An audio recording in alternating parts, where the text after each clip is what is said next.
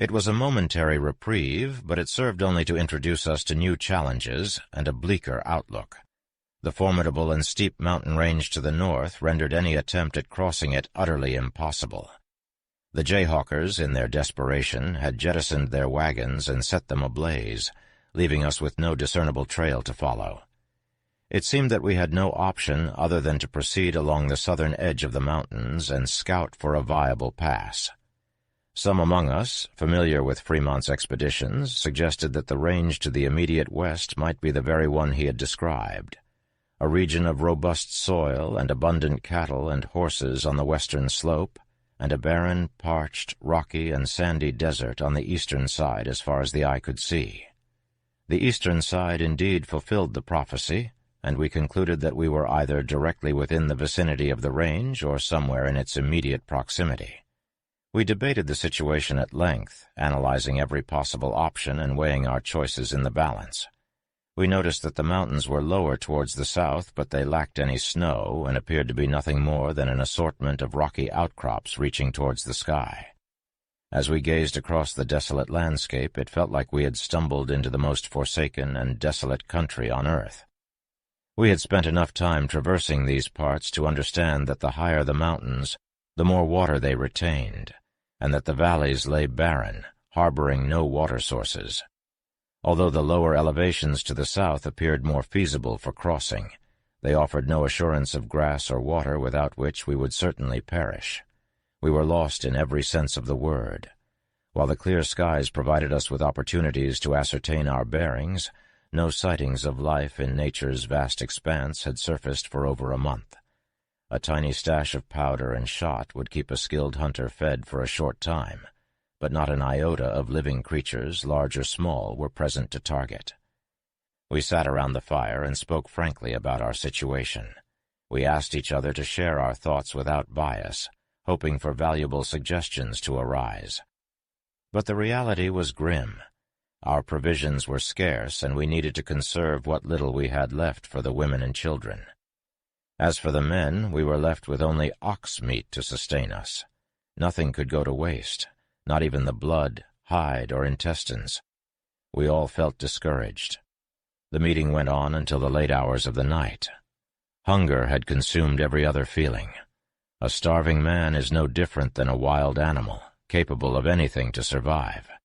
When morning came, we were all silent. The uncertainty of our future kept us from speaking. We left Waterholes unsure if we'd ever find another. We were all overcome with sadness, and no pen could accurately portray the depth of it. After our morning meal, 2 teams decided to take their chances on foot, taking whatever provisions they could carry. As they left, there were tears shed on both sides, as it seemed unlikely that we would ever meet again in this life. Bennett's 2 companions were Silas Helmer and SS or C.C. Abbott, though the names of Arcane's men have faded from memory. Mr. Abbott, hailing from the bustling metropolis of New York, was a skilled harness maker and brought along his trusty circular cutting knife, light and effective in case of danger. One of the men carried a firearm. We set out on the same path as the jayhawkers, our supplies limited to what we could carry with us. Even with blankets and provisions, we knew we couldn't survive longer than 10 days, and as familiar as I was with this harsh terrain, I doubted they could make it out alive. Mr. Abbott was a companion I held dear, a jovial and gregarious fellow around the campfire. Even in the face of adversity, he never lost his spirit until the night of our final meeting. That morning, as we set out, I feared for his chances more than my own, though I don't think he fully grasped how dire the situation was. Trying to sleep, my mind wandered back to the comforts of home, the cool water from the well, and the sumptuous meals waiting on the table. I dreamt of drinking deeply from a pitcher of cold water, only to wake up parched as the arid desert itself. At night we talked of those distant homes, sharing stories of the lives we left behind. Even the humblest of abodes was preferable to this wasteland, where wealth held no meaning. A mound of gold could sit before us, and we'd be no closer to survival. We had nothing to buy with it, nothing to gain. We would have given everything we had for just one flake of that snowdrift cascading down the distant mountain peak. Knowing that every extra ounce might be the difference between life and death, I discarded everything that wasn't absolutely essential, keeping only my glass, ammunition, tin cup, and sheath knife. We couldn't overburden ourselves, or else we'd never make it out of this place. Every last shred of strength had to be saved, every scintilla of life force conserved. Leaving that camp where the water flowed like gold, we traveled along a dry and dusty road for what felt like an eternity. As we made our way west, the canyon ahead of us appeared like a gateway to something magical. Its rugged terrain was so savage that not even wagons could pass through it easily. As we entered the valley near the canyon's mouth, we came upon a tiny hill that rose no higher than 4 feet. The summit was home to a little well, in which the water was so pungent with sulfur that it looked as black as the night. A wiry grass that had grown around the mouth of the well had prevented it from caving in. It was discovered that the sand had been slowly drifting to raise this grassy hill around the little well for an inscrutable reason.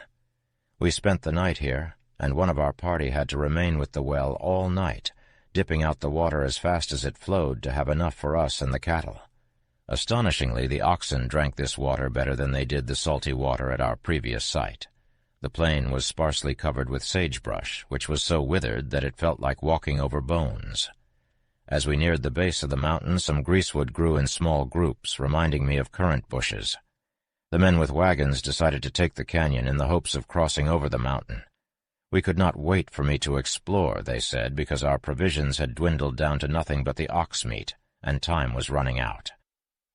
To assist the group as much as I could and perhaps detect any impending danger, I picked up my gun and strode ahead as fast as my legs would carry me.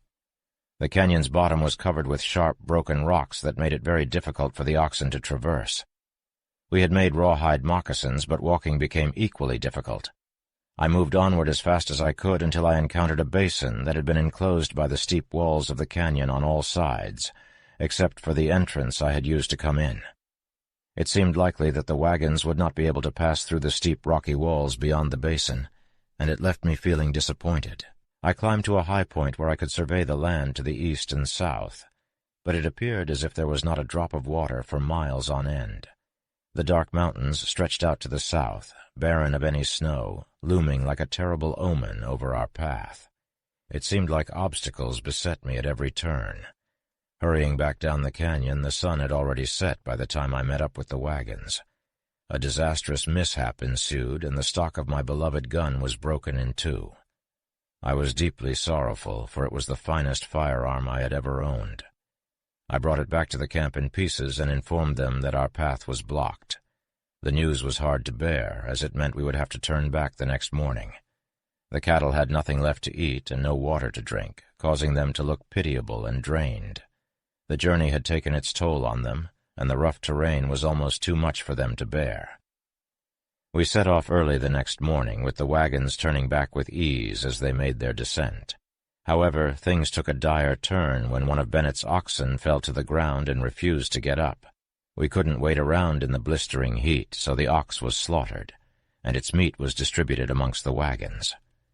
The remaining oxen were strong enough to carry on, and we came within a few miles of the waterhole when one of our Cain's oxen also decided to call it quits.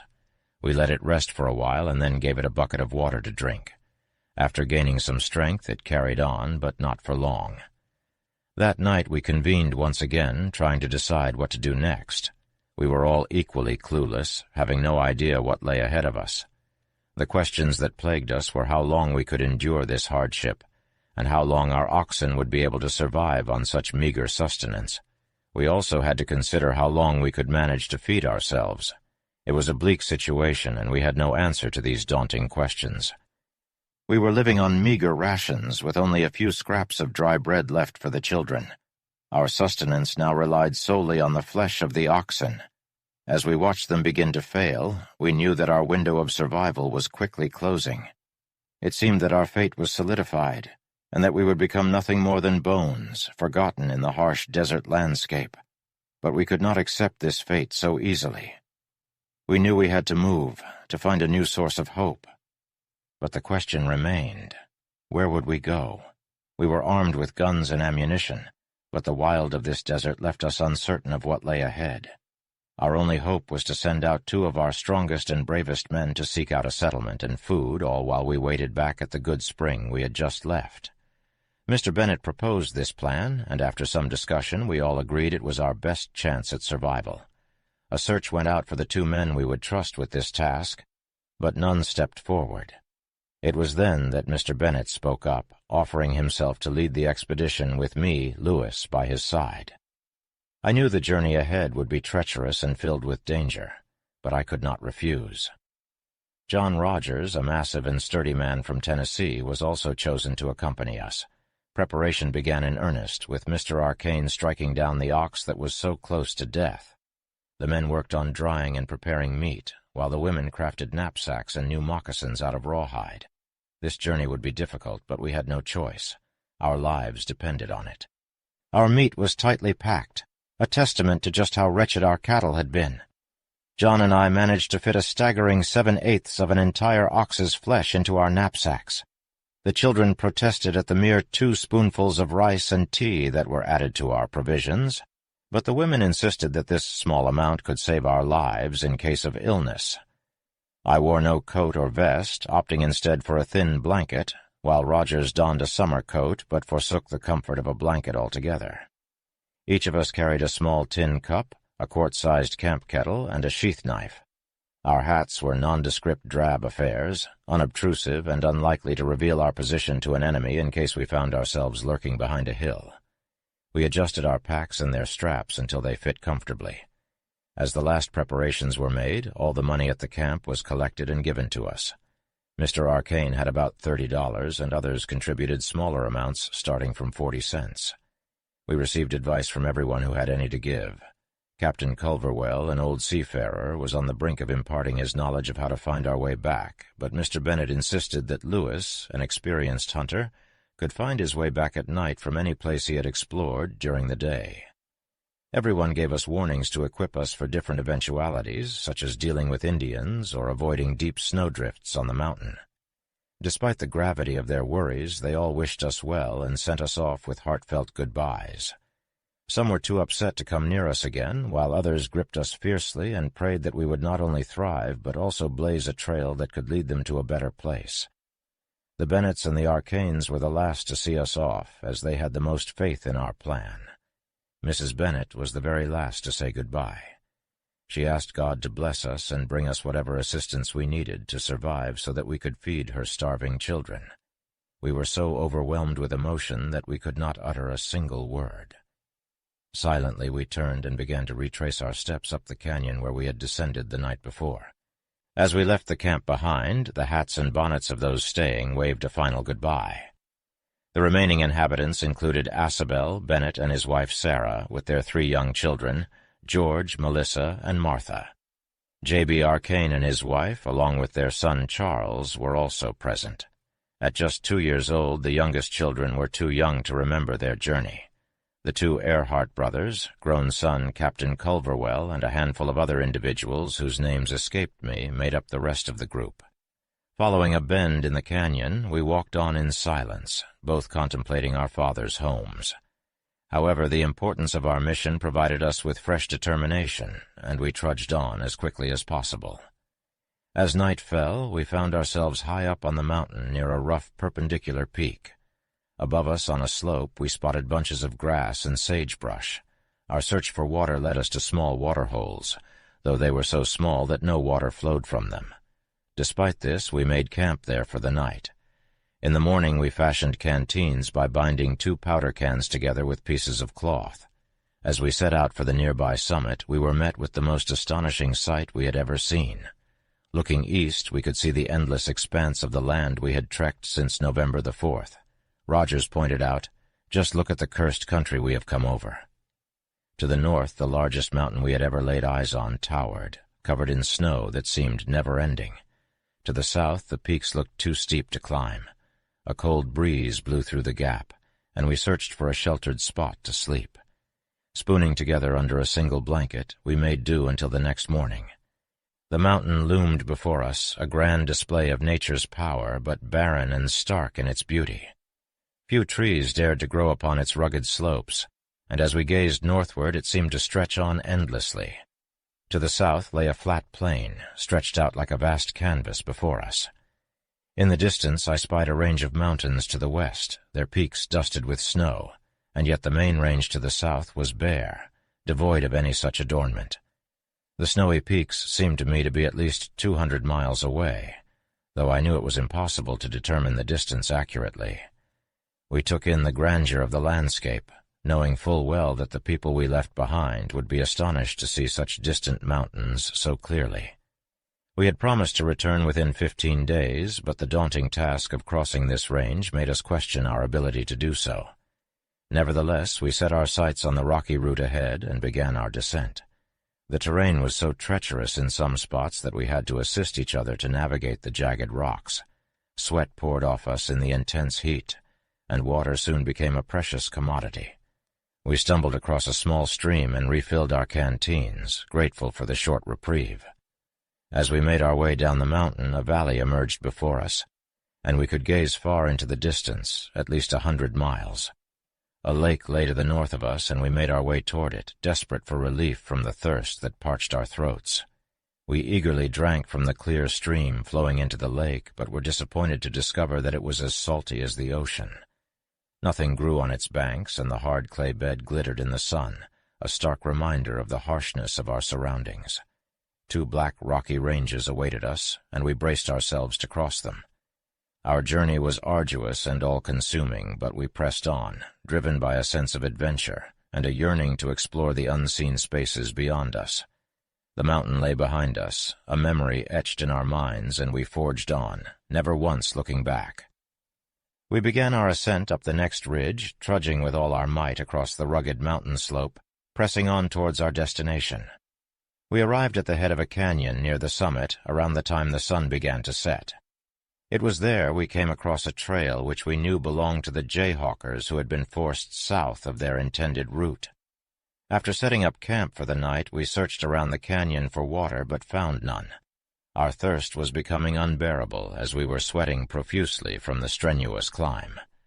We set out again the next morning, and upon reaching the summit we encountered the lifeless body of a man we knew as Mr. Fish, lying in the sun without any covering since there was nothing around with which to bury him. He was traveling with another man carrying a long whiplash wound around his body, hoping to use it to trade for food, but it seemed his journey ended here. No doubt his remains still lie in this place where his life came to a tragic end. As we looked out towards the next valley, we saw a lake in the distance to the south of our intended route. Despite following the jayhawkers' trail, we were unable to find water. We decided to venture off the beaten path, hoping to find water by exploring new terrain. We had little hope of finding water any other way. It took us several hours to cross over this sandy valley, snooping around for any sign of water.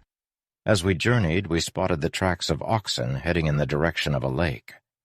Eager to find drinkable water, we veered off course and followed the tracks. However, the ground turned into a treacherous, sticky quagmire that put immense strain on our moccasins. Eventually we reached the lake, only to discover the water had a wine-like hue and was so corrosive it felt slimy to the touch. Our detour had caused us great exhaustion and left us feeling parched beyond belief. Resuming our original path, we set our sights on a canyon in the hopes of finding rainwater trapped in rocks as we navigated its twists and turns for miles. Our mouths became so dry that we had to put anything we could find, be it a bullet or a smooth stone, in our mouths and slowly turn it around with our tongues to generate saliva. As our journey progressed, we found ourselves moving in silence, the better to preserve our precious bodily fluids. The parched air of the region absorbed moisture with alarming speed.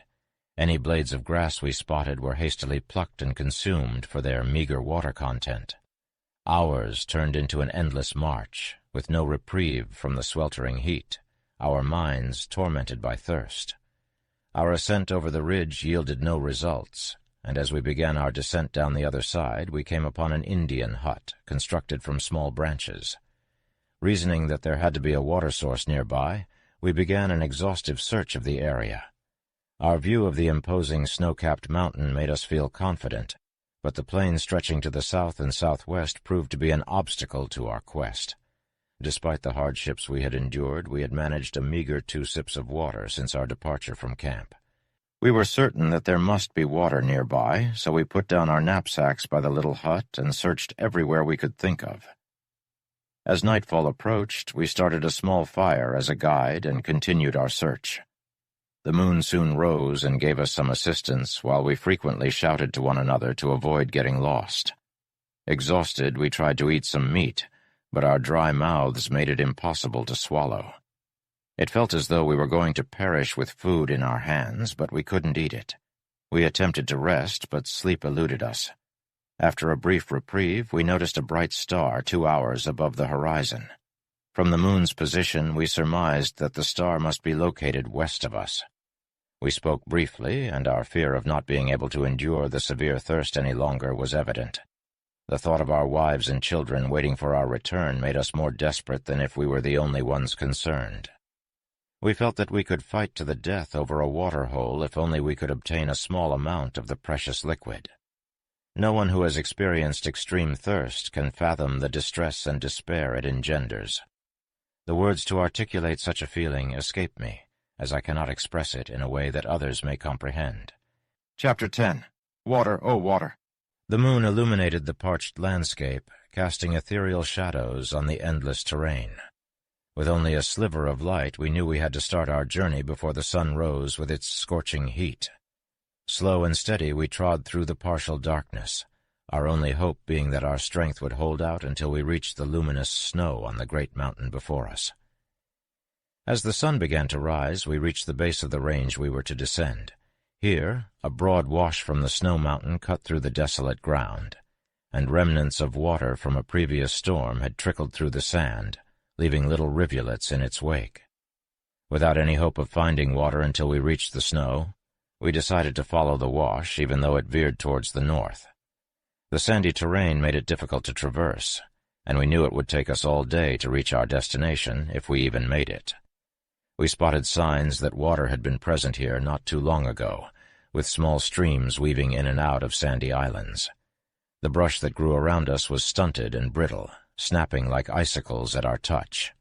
To ensure we did not miss any potential sources of water, we split up and agreed to fire our guns as a signal if any one of us found any. About a mile into our journey, I heard Roger's gun go off, and I made my way over to him. He had discovered a little ice that had frozen under the clear sky, delicate and thin as window glass. We gathered as much as we could carry and placed it in the quart camp kettle, hoping to melt it over a fire. We managed to collect just enough to fill the kettle, and as we sat around the ember-filled pit, our spirits rose and we savored every last drop of the precious liquid. It was a stroke of good fortune that we had started our journey in the cover of darkness. As the sun rose, the small sheet of ice that had quenched our thirst would have melted, leaving us stranded and parched on the hot sand. Our hunger, too, was almost unbearable, and we eagerly consumed our small meal, thankful to have the energy to continue our trek. We pressed on to the west, aiming for a bluff to the south of the imposing snow-capped mountain. The trek was arduous, a never-ending hill covered in small brush. The sun slowly dipped towards the horizon, casting long shadows across the barren landscape. We were still a distance away from the mountain, and it was clear that it stretched for many miles to the west. The surrounding buttes were low and desolate, devoid of snow. As we trudged on, we saw a thin plume of smoke curling up from near the base of the mountain. We initially felt it was a signal made by the Indians, a common practice we had observed before. But after a discussion, we decided to investigate the smoke signal, as it was still quite far from our destination. In the dim light of dusk, we approached the smoke trail. As we got closer, we noticed faint tracks that we recognized as those left by oxen. The realization dawned on us that we might have caught up with the jayhawkers, and we began to tread cautiously. It was possible that they had run afoul of the Indians and had become their meal. We approached the source of the smoke slowly and with great care. We took the long way around, winding our path through the terrain until we caught sight of figures perched up high on a little bench. Our instincts told us to be cautious and quiet, our ears straining for any indication of their identity. The possibility that they might be Indians lingered in our minds, and we hoped to hear the telltale sound of dogs barking in the distance. But none came, and we crept closer and closer, inching our way until we were only 50 yards away without any sign of who they were. We decided to prepare our guns, cocking them fully and shouting out to the camp from our vantage point. Our aim was to surprise them, hoping to gain an advantage of positioning. Our hail was met with a response in English, and we had a dialogue. Of course, "Don't shoot," was our immediate response, and they assured us they had no intention of harming us. We were taken aback by who we found, a group comprising Ed Doty, Tom Shannon, L.D. Stevens, and others whose names escape me now. They were the true jayhawkers in this camp of theirs. They offered us some fresh meat to have for supper, and nearby waterholes would serve adequately for the purpose of setting up camp. An ox had collapsed, which led to a pause in their journey to dry the meat. Meanwhile, the others moved ahead for the day. They mentioned a well-developed trail emanating from the north and leading towards the west. From their perspective, it appeared someone lived at the end of that trail. They were not deterred. Rather, they were determined to carry on, even if it led them all the way to Mexico. The Breyer family was trailing behind them, and as they saw it, everyone had to fend for themselves in these parts. We were all on our own, and lending a helping hand was futile. We asked these weary, frantic men about the path they had taken and where they found water. In turn, we shared our own struggles with the scarce resource. We recounted how our wagons proved too heavy for the mountainous terrain, and how we had to turn back to the nearest spring. We explained our plan to seek help from the settlements, leaving them to wait for our return. We did not mince our words. Without aid, they would likely perish. Their faces clouded with despair, the men told us of their predicament. There were those among them that couldn't continue safely if the trail veered away from the mountain and over the flat plain. Some were despondent, with no provisions to their name and entirely dependent on their fellow travelers. They made do with whatever they had, even the animals they relied on for transportation. They described how they would scorch the hair off an ox hide and roast it over the fire, and how the small intestines, once cleaned, provided a decent meal. They had gone for 4 or 5 days without water, with the pangs of hunger gnawing away at their insides. The mere thought of food was unbearable without the slightest hope of a drink. Their outlook was dire, and they were eager to share any knowledge they had to help us on our own journey. They spoke of the unfortunate fates of Mr. Fish and Mr. Isham, telling us where we could find their remains should we take the same trail. We strapped on our packs once again and made our way onto the trail towards the west. By nightfall, we caught up to the jayhawkers ahead of us, who had made camp in a canyon with just enough water to sustain them. We questioned why they hadn't taken the more direct western trail at the forks, to which they replied that it would lead them into treacherous snow, making it impossible to pass. They believed the path they had taken was the safest one. Our path soon crossed those of Bennett and Arcane's teamsters, who were already running out of supplies with no hope of restocking. They had begged for some of the worst parts of an ox killed earlier that day, but were still starving. Desperately they approached us, tears in their eyes, and told us they were completely out of food. We distributed our meat with them, though we feared it wouldn't be long before we too found ourselves in their position. Despite our continuous watch, we hadn't spotted anything to hunt thus far, be it large or small. The entire group remained silent, each one aware of their precarious situation. Ahead, we could see a vast, level plain that seemed to stretch on for days. From what we could see from atop the mountain, there was hardly any water to be found. We pondered it deeply. The water we could carry would amount to only 2 drinks per person, and the meager meat wasn't enough to nourish us. We were growing weaker and weaker, unable to tolerate what we could easily have endured before. We were, in effect, alone, Rogers and I, even though there were others around. At that moment things looked bleak for us, and I recall these lines coming to mind, quite fittingly describing my thoughts and emotions at that time. During the evening, Captain Asa Haynes and I had a somber conversation. He confided in me that he left a comfortable life in Illinois with an abundance of food and necessities, but now he felt worn out and unsure if he could make it to the mountains on the other side. He was convinced that he wouldn't even live to see the California mines. Haynes begged me to promise to let his wife and family know of his whereabouts and how he died. I couldn't guarantee anything, but he believed our youthful strength would help us overcome any obstacle. He expressed that he would be content to return home if he could. This was the sad reality of our journey. No laughter or jests, just the grim fact that death by starvation or suffocation in the desert was almost certain. Our camp was a place of misery and despair. We were stranded on the edge of a vast sea of sand with no hope of escape except through a struggle that was nearly impossible. The situation was beyond words or expression, and even my pen failed to capture the full extent of our dilemma. In the morning, as Rogers and I prepared to leave, some of the older men gave us addresses to send to their families if we ever made it out. Tears were shed as we said our goodbyes. We departed silently, knowing that our journey would be more arduous than ever before. As we made our way down the canyon, we found ourselves confronted by a narrow passage between towering rocks. It was so tight that even a man or a hapless ox might barely squeak through it. But eventually we emerged from the confining walls and onto a wide open plain. But we had not been walking long before we found ourselves drawn to a cluster of tall willows not far from the hills. Somebody had clearly been here before us, having cut out the center of the bunch and woven in the branches to create a makeshift corral around a spring of good water. We drank our fill, refilled our canteens, and prepared to face the parched wilderness ahead. From there, we followed the trail and made our way across the dusty terrain. Our supplies were precious, and as our thirst began to intensify, we longed for another sip of water. But after a few miles, we started to come across the bones of horses. Some were in various stages of decay, while others were remarkably well preserved. We wondered where they had come from and how they had ended up there. As we followed this trail, the ground started to rise, and the bones became even more numerous. It was as if they had simply been dropped where they fell, and the trail became increasingly crooked as we made our way along. Despite the beauty of the surroundings, we couldn't help but be haunted by the evidence of death all around us.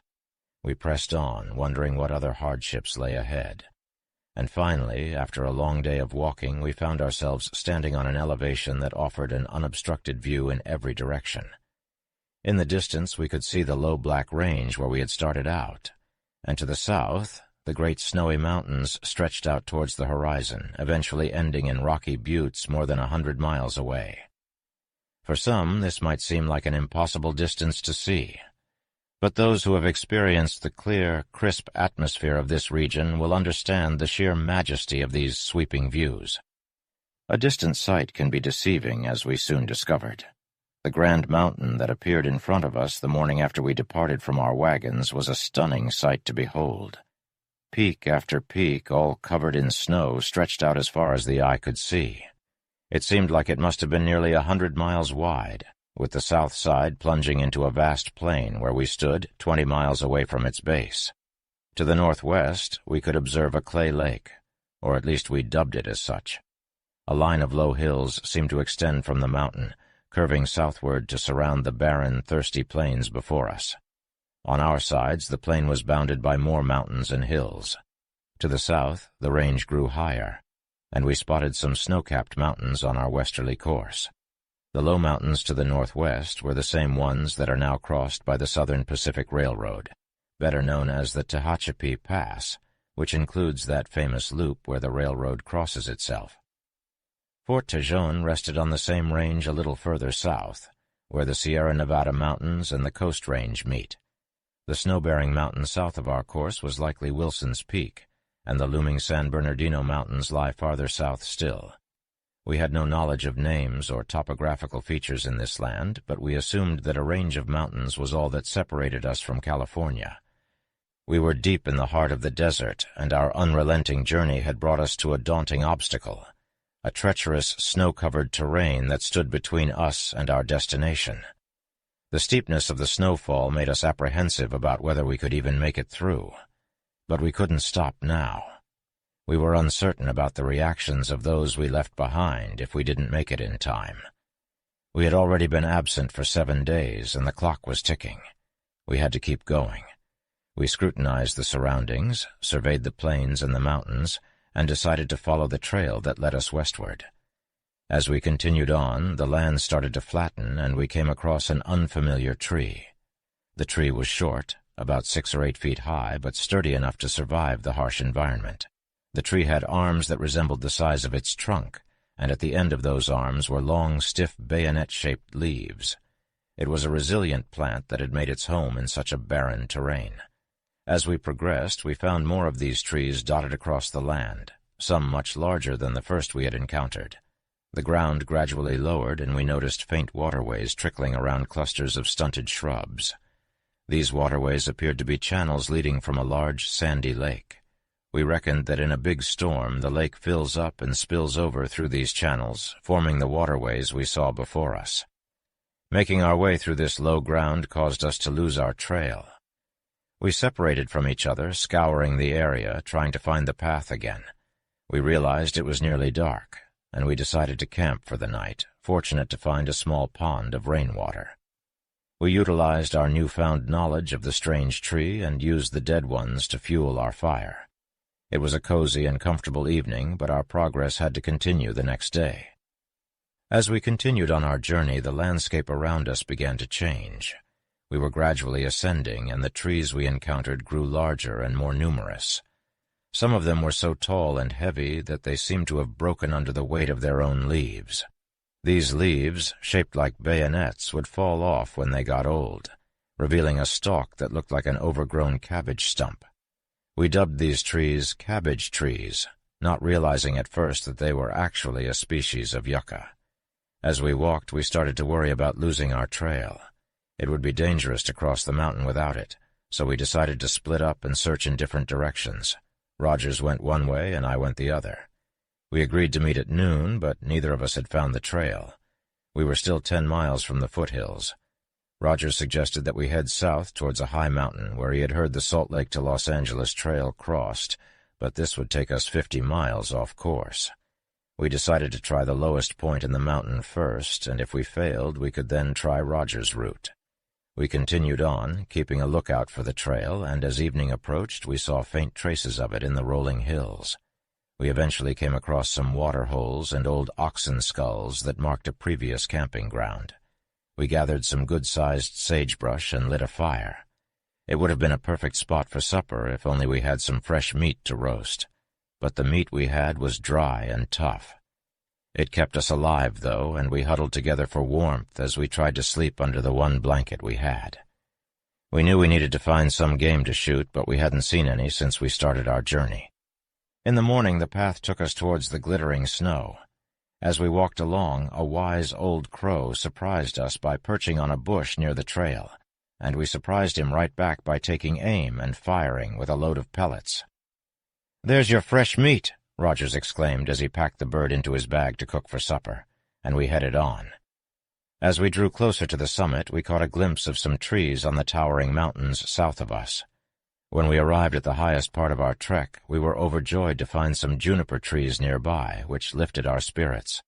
We trudged through several miles of icy snow, which melted and soaked our moccasins, leaving them damp and bothersome. After we had descended the western slope, we spotted a small hawk and took it down. "Here's your meat," I announced as we stored the emaciated bird away for future consumption, along with the crow. When we emerged from the powdery snow, we lost track of the trail once more. However, the hills on either side were blanketed in lush shrubbery, and we spotted some large trees on the higher parts of the southern mountain. We began to believe that we'd soon come to a nicer place. We followed the winding gully for miles, and as we entered a larger one, our spirits lifted when the sound of a delightful, babbling brook met our ears. The pure, clean water flowed over the stones, singing a serene melody and beckoning us to drink. And we drank, oh, how we drank, feeling grateful beyond expression. Months had passed since we'd had such sweet, untainted water, free from the horrid alkaline taste that had tainted every drop we'd found. Rogers steadied his shotgun and aimed at some birds perched on a branch, finally hitting an exquisite California quail with a topknot and brightly colored feathers down its neck. "Birds always thrive wherever humans do," we mused, heartened by the prospect of finding more resources, and I told John that if other people were present, I could easily hunt enough game to sustain them all. We gathered our 3 feathered companions, carefully plucking their feathers and dressing them for our meal. As we watched them boil in the camp kettle, our spirits lifted, and we began to speak with a lightness that contrasted starkly with the heavy silence of the week before. We surveyed the surrounding willows, alders, and big sagebrush, noticing the cottonwoods further down the canyon and the lush green trees adorning the slopes of the mountain. It was clear to us that we had stumbled upon the promised land, and we were filled with a joyful lightness, until the moment arrived when we realized we must rescue those waiting for us by the little spring in the desert. Our minds raced as we devoured our crow and hawk stew. The quail proved to be a delectable treat, while the hawk was passable and enjoyable enough. However, the crow was a different story. Its flesh was nearly as black as its feathers and riddled with tough, bony sinews. We knew then and there that we had eaten our fill of that loathsome bird, and each time we hear the phrase "eating crow" uttered with bitterness, we think back to that moment when we experienced it for ourselves. With a heavy heart, we took up our packs and trudged onwards down the canyon as quickly as we could. As we moved further along, the evergreen oaks and tall cottonwoods became more frequent, and the creek bed widened to a staggering 200 yards. Trees and brush continued to grow in abundance on both sides of us. Though there was a trail down this canyon, we knew it couldn't have been the same one from the summit due to the fallen trees blocking its path. Seeing a bear track in the soft earth only confirmed our suspicions that we were not the intended travelers of this treacherous path, and at any moment we might be ordered to leave. On the high, bold, grassy point, some 400 yards out, we saw 2 horses. They held their heads aloft and gave a snort before galloping away and out of our sight. Shortly after, at 10 o'clock, I felt a sudden and sharp pain in my left knee. We continued on, but as we went along, the pain grew worse, forcing me to take frequent rests. It was apparent that if the pain continued to increase or worsen, I would be disabled, which would prevent me from helping our party. The thought of our party in need of aid gave me the necessary strength to continue moving forward. I pushed on, hobbling along as best I could, but soon I had to ask Rogers to go ahead and get help, leaving me to come as best I could. Every moment of delay increased the danger of death for our party, and they trusted us to get them help. Despite my urging, Rogers refused to leave me behind and vowed to see me through. We continued through the tangled brush, wading streams and making our moccasins soft, which was very uncomfortable. I endured the pain all day, and although my lameness slowed us down, we advanced quite a distance. Gladly, we made camp for the night in the dark, brushy canyon. We had a big fire, and it kept me comfortable all night despite the cold, which forced us to stay close for warmth. In the morning I felt a little rejuvenated, and after a poor breakfast of dried meat, which tasted no better than crow meat, we moved on. The tangle of brush became worse with every step as we descended, causing us to walk in the stream's bed to make progress. Unfortunately, my lameness was growing, and we had to go slower and give more frequent rests. After noon, we came across an excavation, a hole that looked to be 4 feet square or more, and on the dirt thrown out some cottonwood trees had grown. One of the largest trees had been cut down a long time ago. It was clear that white men had attempted mining here at some point. This discovery was encouraging, and we pressed through the tangle of rose bushes and every other kind of bush, till we emerged in an open sandy valley well covered with sagebrush, looking to be perhaps 100 yards wide, maybe more. The hills to the south were adorned with tall oak trees and lush green patches of grass, but the northern side was clad in a dense thicket of brush. Our glistening brook, which had been our faithful companion, disappeared into the parched sand, and we trudged along, our pace slowing with each step. We discussed the likelihood of wagons making their way through the arduous path we had taken, and I voiced my concern about my injured leg impeding our return journey to our starting point. How I wished the weary travelers stranded in that desolate wasteland could revel in the refreshing stream on this side of the mountain just as we had done. But if my condition didn't improve, their survival was in serious jeopardy, for they were ill-equipped to traverse the vast expanse of wilderness, and the journey would be much longer than we had anticipated. We fretted that we might have tarried too long, causing the stranded party to become agitated and set out on their own, only to meet with disaster. I persevered, hobbling as best I could through the desolate valley. We stumbled upon stray animal tracks here and there, but we couldn't discern if they belonged to domestic cattle or elk. Soon, on the hillside, we spotted a pack of prairie wolves snarling around a carcass. This sighting heartened us, for these creatures only inhabit areas where game can be found. The wolves were well aware that they'd be ill-fated if they ventured into the inhospitable desert. We hoped that we, too, would come across plentiful sustenance soon. Chapter 11. Water, oh water! Ahead of us lay a spur of the hills that almost entirely blocked our view of the valley. With weary feet, we trudged towards it, determined to climb up and over to reach our destination more quickly. Finally, we reached the summit, and an unbelievable sight filled our eyes with indescribable joy. Even now, I struggle to capture the scene in words, but its beauty is forever etched in my memory. Stretching out before us like a thick carpet was a sprawling meadow of emerald-green grass that spanned 1,000 acres. Majestic oak trees shaded the area, resembling those found in an old English park. On the low mountains to the south and across the broad, lush grounds grazed a herd of cattle that numbered in the hundreds, if not thousands. Their colors and sizes varied. Some lounged in relaxed rumination, while others ate the sweet grass feverishly. Calves frolicked in the meadow or nestled close to their mothers, drawing sustenance from their milk. This exquisite display of abundance and comfort, bursting with life and energy, lifted our spirits to unimaginable heights. Tears of joy streamed down our faces, moved by the depth of emotion we felt in that moment. The barren desert we had encountered for months was a distant memory, replaced by the echoes of paradise. As I recall that beautiful day, which may have been the last of December 1849 or the 1st of January 1850, I am filled with a sense of gratitude. If ever a poor mortal escapes from this world where so many trials come, and joys of a happy heaven are opened up to him, the change cannot be much more than this which was suddenly opened to us. While the accuracy of the calendar was among the least of our concerns, I remain confident it was the beginning of the new year, marking a profound and auspicious moment for my life. However, the sight of the cattle, ringed and speckled, stirred up our worries, and we began to fret over the loved ones we had left behind. As hopeful and courageous as we tried to be, our minds still pondered what fate might have befallen them.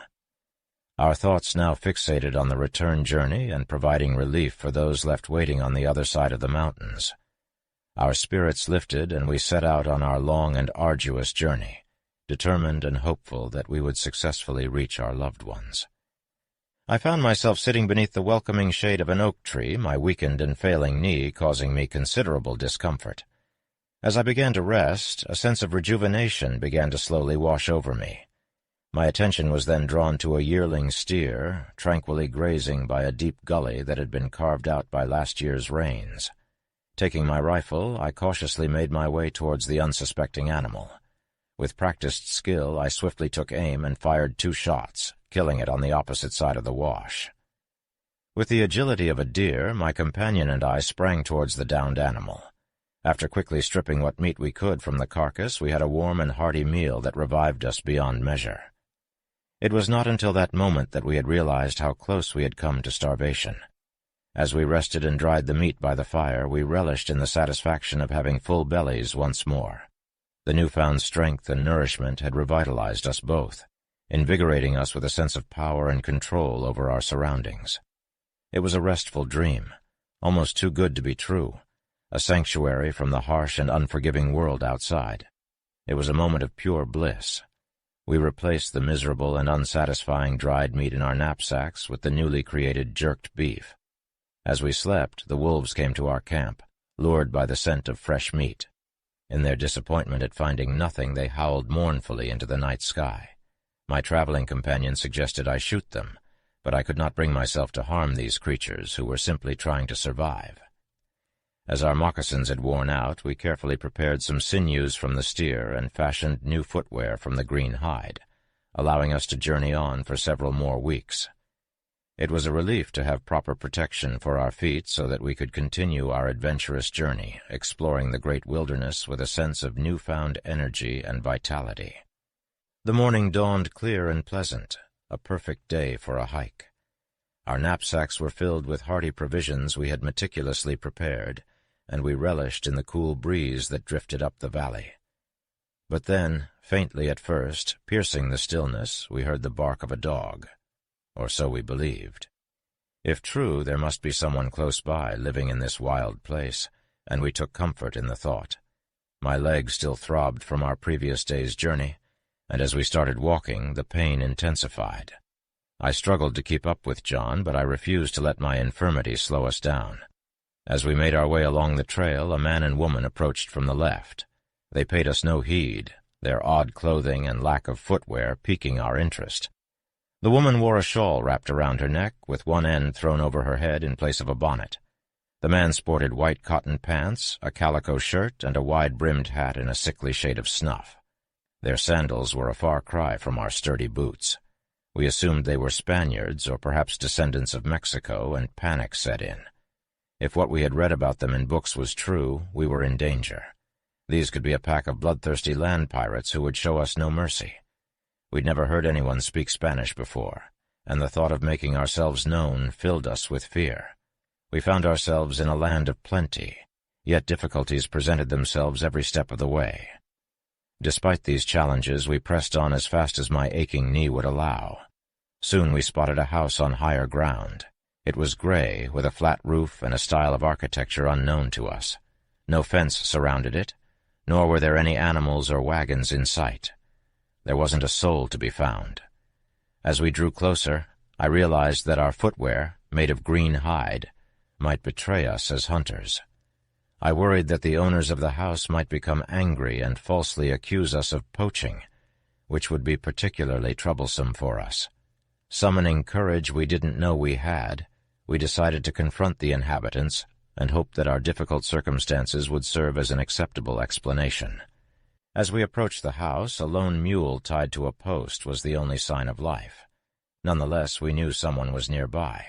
A man appeared, donning attire quite similar to the chap we passed earlier.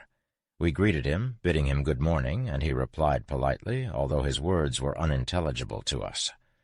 I gestured to my limp and pulled out some coins as I pointed to the mule, hoping to purchase a ride. However, he refused, shaking his head and offering incomprehensible words. Rogers wandered around the adobe brick abode, sized in blocks measuring 1 by 2 feet, additionally being utilized as a store. A resident approached him, lustfully eyeing the black leather belt that Rogers wore, featuring an attached pocket for a timepiece. The passerby exchanged a considerable amount of gritty meal for the belt, and Rogers accepted. Despite our effort to inquire about our whereabouts and intended direction, the gentleman was unable to provide a helpful response, merely pointing to the north when we mentioned San Francisco. It wasn't much help, and we felt as lost as before. Resigned to continue trekking ahead, I proceeded, hobbling as best I could in the direction the man had pointed. We crossed a feeble fence cumulatively encasing a small till and a rivulet flowing down the gully. After a few miles, we halted to rest on an expanse of sand. I expressed to Rogers my pessimistic outlook regarding our path's viability, believing it wouldn't lead us anywhere in a month. Furthermore, we couldn't afford any delay for those waiting for us and ourselves. It wouldn't be prudent to venture north in search of a settlement. While expounding on my thoughts, Rogers moistened a portion of the cornmeal and placed it on the lid of our camp kettle, baking it in the sand. We each enjoyed a substantial cake, commemorating our first non-meat meal in months. In the distance, we witnessed a large, dark cloud of dust rapidly approaching, accompanied by several horsemen. Comprehending that they were chasing us, I warned Rogers of the peril we were likely in. They seemed to be a malevolent bunch who might turn hostile. We hastily buried our funds in the sand, where it would be out of sight if they caught us. Our guns resting on our laps were primed and ready, with our knives easily accessible. We stood vigilantly, waiting for their arrival. They charged forward in a flurry, only to stop and confer just short of the creek.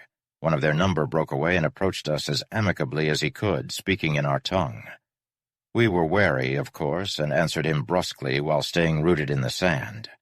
He inquired after our origins, and we laid our troubles before him, hoping for any relief he could offer. He informed us that we were near 500 miles from San Francisco, a mere 100 miles from the coast, and 30 miles away from Los Angeles. Our hearts sank. It seemed impossible we could secure any aid in such a place. However, our newfound acquaintance urged us across the valley towards a towering live oak tree where we might find an American who, with any luck, could help us. He pledged to stay behind and offer whatever aid he could, guiding us onwards to Los Angeles where we could find supplies to aid our stranded companions. He then rode off as we absorbed the unfamiliar news. As we considered his counsel, I reflected on my own crippled state. Had I been able-bodied, my companions and I may have already reached the coast without encountering such serendipitous fortune as we had just now experienced. But such self-pity was quick to dissipate, replaced by a newfound feeling of clarity. There remained little time, little possibility of returning to our people within the 15 days we had agreed upon. At best, we might reach them in 24 or 30 days, but they would need much aid to sustain themselves. For all we knew, they could have already departed, leaving us without hope of meeting them again. We stumbled upon an American traveler at the Grand Oak Tree. He identified himself as Springer and revealed his intentions to strike gold mines by taking a new, quicker route. He proposed to follow a new company with wagons that was poised to break the road. Their path of breaking was to pass through the east end of the valley, and he planned to follow suit. Springer had journeyed by way of the Santa Fe route, which the people of Los Angeles assured him was a simple one, often traversed by saddle horses. If the company was successful in paving the way for wagons, they would have a plethora of cattle to kill as payment for their efforts. Our new acquaintance returned to his slumber as he perceived our insufficient blanket supply. He generously offered to loan us some, which we gratefully accepted. Once we were left to ourselves, Rogers prepared more meal, which we cooked in our comrade's frying pan. Our famished bellies got the best of us, and we repeatedly cooked and ate until our judgment was clouded by the insatiable desire to consume. As we rested, we relentlessly pondered our next course of action. Our foremost concern was to provide relief to the people, and we debated the viability of carrying animals over the route we had previously traversed. Ultimately, we decided to select a path that was attainable for mules or horses. Our consensus was that following the Jayhawkers Trail, which would take us 100 miles north, would entail a delay of 4 to 5 days, a risk we could not afford to take. Every moment was vital to our mission, and we were zealous in our efforts to lead our friends out of danger.